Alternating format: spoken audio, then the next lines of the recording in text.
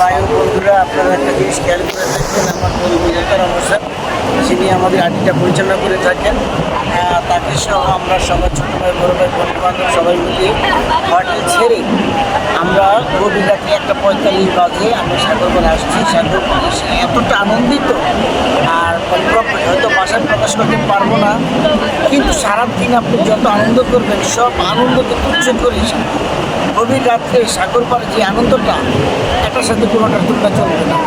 ইনশাল্লাহ আপনারা যদি কখনো কক্সবাজার ঘুরতে আসেন, আপনারা গভীর রাত্রে নিচে আসবেন, আর সাগরের যে গর্জন, সেই সাথে যে সুন্দর বাতাস আপনার শরীরকে মানে এতটা মানে প্রশান্তি বয়ে দেবে, কল্পনা করতে পারছেন না।